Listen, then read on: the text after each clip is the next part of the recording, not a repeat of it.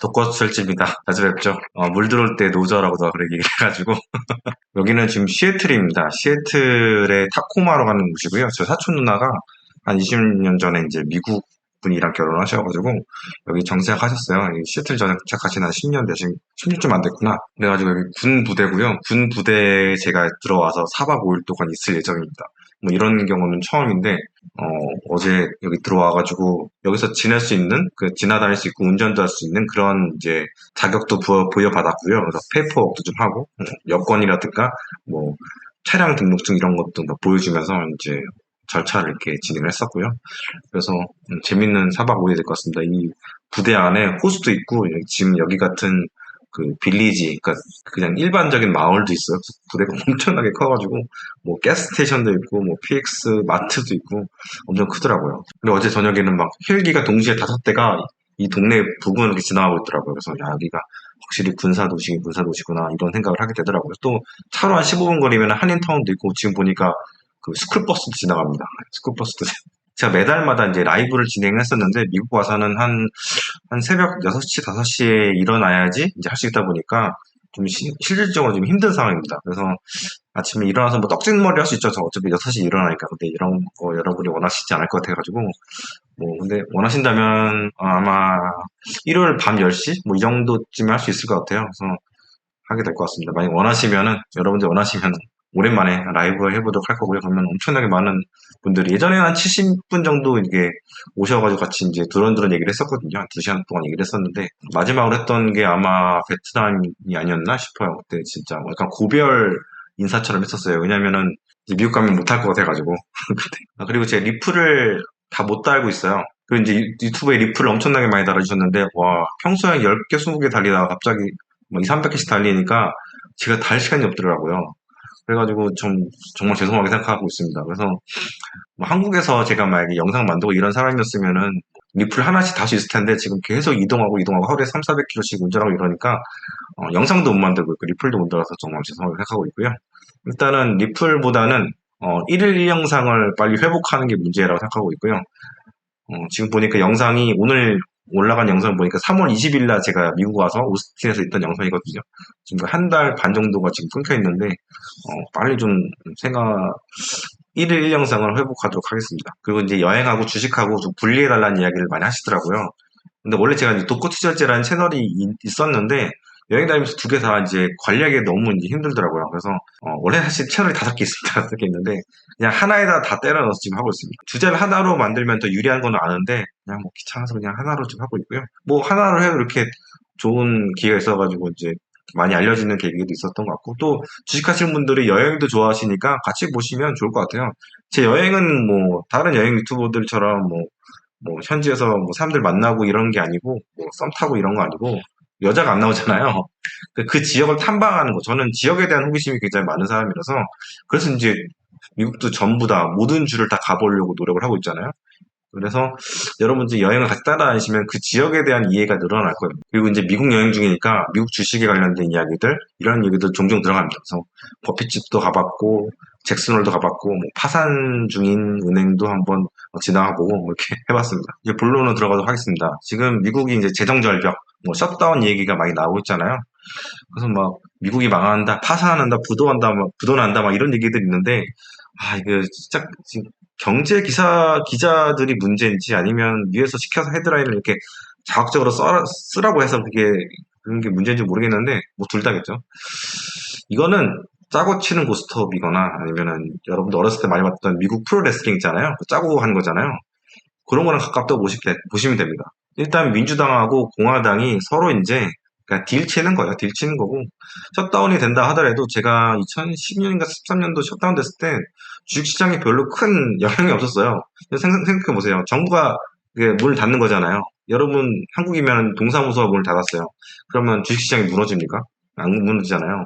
뭐 공무원들이 월급이 한 달 끊긴다고 주식시장이 무너집니까? 무너지지 않잖아요. 뭐 은행 시스템이 마비되나요? 그런 것도 없잖아요. 좀 불편한 거 있죠. 민원 시스템들이 좀 닫히니까 불편한 건 있는데 그 기간이 뭐 몇 달씩 가는 것도 아니에요. 제가 보기에는 한 1, 2주 갔었나?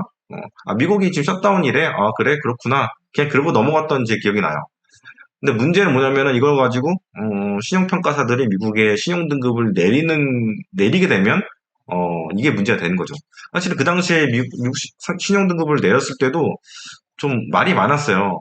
한쪽에서는 물론 이제 내린 게 당연하다고 하는데 한쪽에서는 이 기축통화고 나라 자체가 꼭 이렇게까지 내릴 필요가 있냐 이런 얘기도 있었거든요. 오히려 이걸 내렸기 때문에 미국 국채 투자는 다른 나라들이 더 손해를 많이 본 것도 있고 금융시장도 출렁이기도 했었고 그리고 결국에는 공화당이 뭔가를 얻어내려고 노력을 할 거예요. 그리고 이제 이 상황은 민주당은 을이고 공화당은 갑인 상황이잖아요. 그래서 뭔가 이제 필요한 뭔가를 얻어내고 나서 그러고 나서 이 상황은 이제 끝나게 될 것 같습니다. 근데 좀 안 좋은 거는 그게 있죠. 이제 좀 있으면은 G7 회담 정상회의 가잖아요. 바이든이.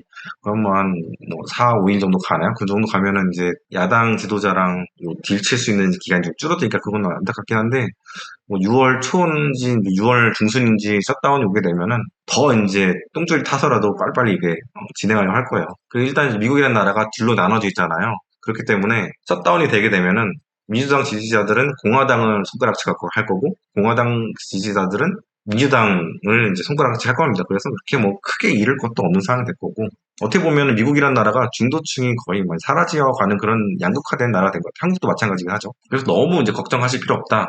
그리고 이제 신용등급 하락 같은 경우에는 그때 한 번 했었기 때문에 이번 일로 그걸 또 한 번 시키지는 않을 거라고 저는 봅니다. 그리고 질문 중에서 장단기 금리차가 역전된 지 2년 됐는데 어떻게 보시나요? 라고 물어보신 분이 있는데 이거는 은행이 더 힘들어지겠죠. 점점 힘들어지는 상황이고 지금의 은행들이 힘들어지게 된 큰 요인 중 하나라고 생각합니다. 잘 아시다시피 은행은 장기물, 그러니까 고금리에 투자를 하고 장기물 채권에 투자하고 단기물에 해당하는 그런 뭐랄까 그 은행 이자를 주잖아요. 예금 이자. 그렇기 때문에 그 은행 마진을 먹는 걸 여러분 잘 아실 텐데 지금 이제 기준금리가 장기물보다 높아진 이런 상황이 되면 거꾸로 되잖아요. 그러면 역마진이라는 게 생기기 때문에 이게 2년이 됐는데 아직까지 은행들이 버티고 있는 게 신기하긴 한데 점점 이제 더 옥죄게 되죠, 목을. 그러니까 더 힘들어진 거라고 저는 보고 있습니다. 그리고 은행이 위험하면 돈을 어디에 넣어두시나요? 지금 위험한 거는 지방은행이죠, 지방은행. 지방은행 파산이 위험한 거고, 뭐 여러분들이 미국 지방은행에 돈을 넣으실 분 없잖아요. 저도 뭐 그렇진 않습니다. 그렇기 때문에 그런 거는 이제 별로 걱정하실 필요 없을 것 같고, 뭐 한국에 계신 분들 한국은행에 넣으시잖아요. 한국은행이 무너지진 않을 거예요. 한국은행 같은 경우에는 거의 정부의 좀비 같은 존재거든요. 워낙 정부의 입김이 세고 정부가 다 장악하고 있는 그 약간 관치금융이기 때문에 레버리지 같은 거 그런 거 잘 못합니다. 그래서 수익성이 떨어지긴 하지만 굉장히 안전한 게 한국의 은행들이고 그렇기 때문에 한국의 은행주를 투자한 거는 약간 그렇죠. 약간 바보 같은 거죠. 대신 이제 여기 미국 같은 경우에는 뭐 무슨 여러 가지 법들이 규제가 있긴 하지만 그래도 자유로운 은행들입니다.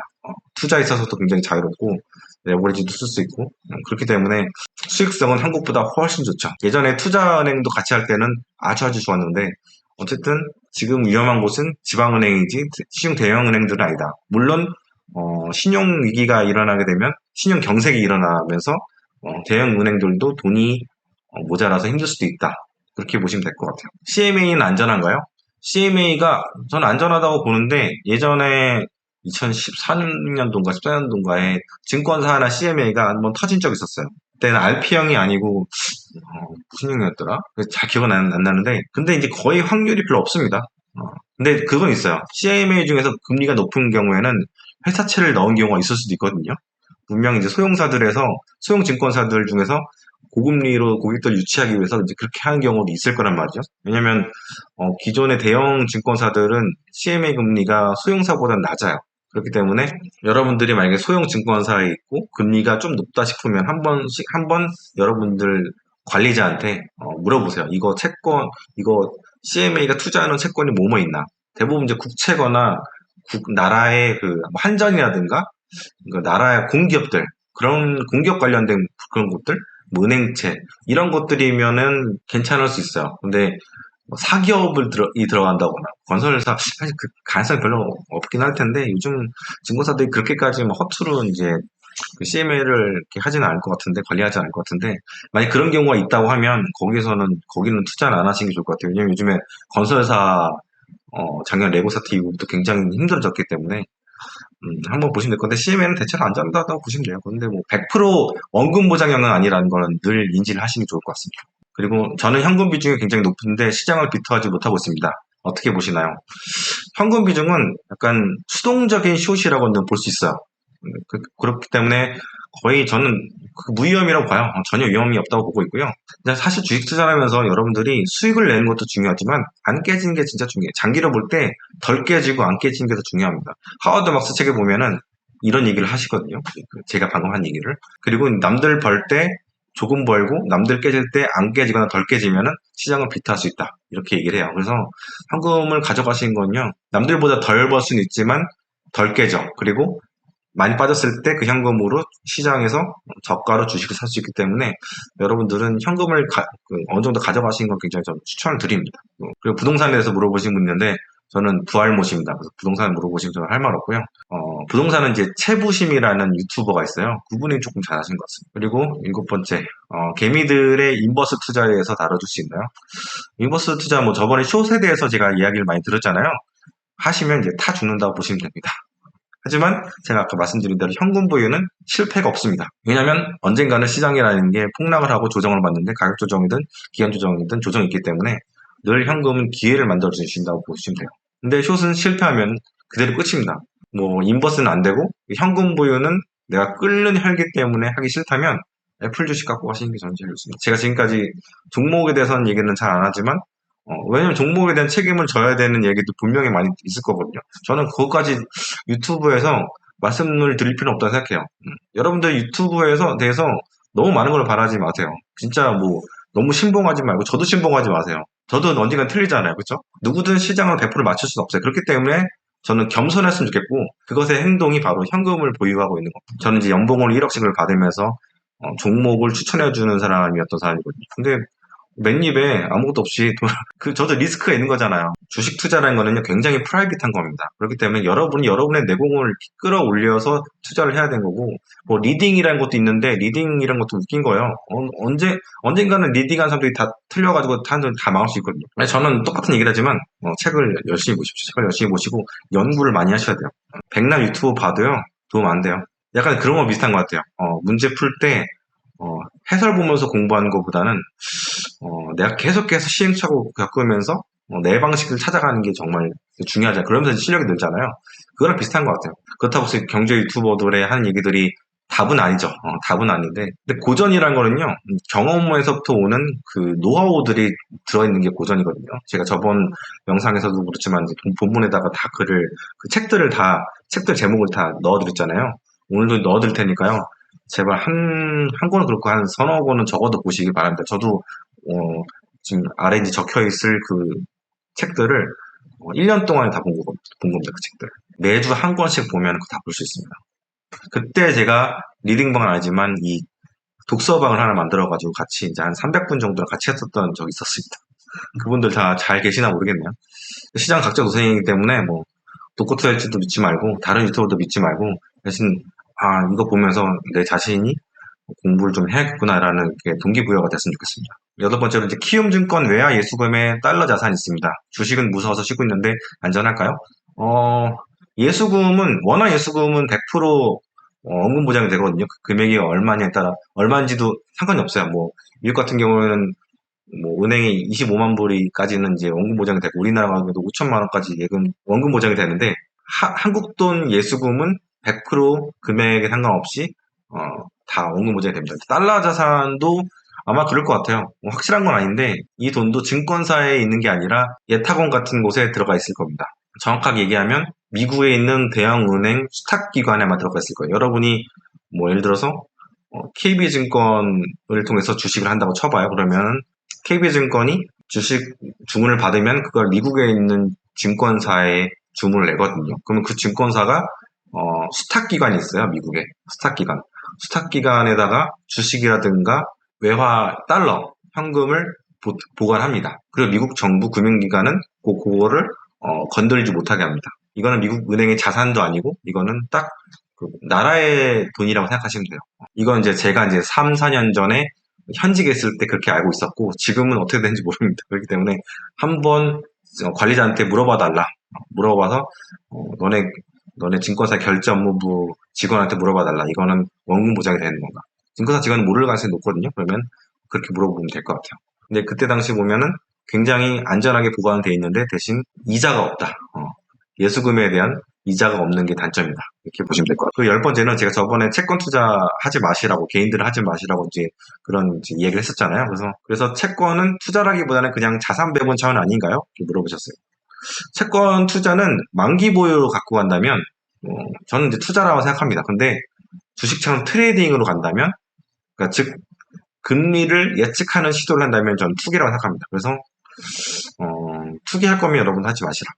여러분들이 금리라는 건요, 여러분의 예상대로 가지 않습니다. 예상과 반대로 가는 가능성이 높고, 아니, 경기가 안 좋은데 왜 금리가 안 내려? 이렇게 생각할 수도 있거든요. 왜냐면, 금리는 정말 변동성이 커요. 장기물일수록 그 변동성에 따라서 그 가격 차이, 가격 변동이 엄청나게 큽니다. 그렇기 때문에 굉장히 위험할 수 있습니다. 팬데믹 터졌을 때 주식시장이 폭락할 때 금 가격도 폭락하고 원유도 마이너스 40불 가고 채권 가격도 폭락을 했어요.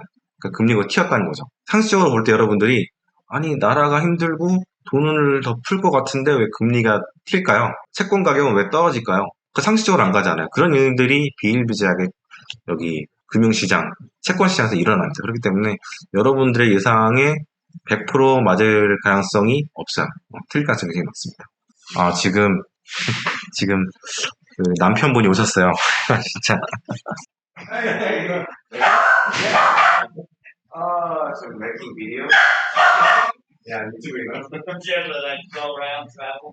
주인이 오니까 그 개가 자꾸 짖고 있어가지고 또 지금 녹화를 더 못하겠어. 일단 오늘 여기까지 하고요. 채권, 네. 네, 여기까지 하도록 하겠습니다. 지금 가족들도 같이 다 왔네요. 제가 23개 정도 질문을 뽑았는데 지금 10개 정도 했어요. 나중에 나머지도 해보도록 하겠습니다. 좋은 밤 되십시오. Hey. Say hi to my subscribers. 감사합니다. 감사합니다.